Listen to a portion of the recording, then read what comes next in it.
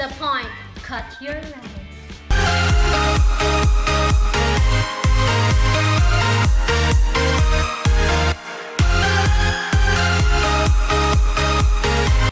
Welcome back to my channel and we are down to tip number 11.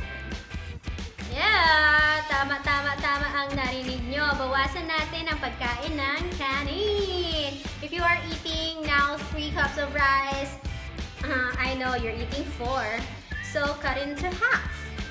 Eat only 2 cups of rice. If you're eating 3, eat only 1.5. If you're eating 1 cup of rice, it means 1/2 cup of rice.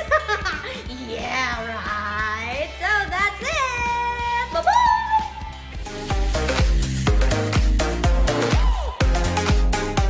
Mayo kayo nakahapit ka mo sa akong channel. Yan ang panginulat mo. Pindutan ang subscribe button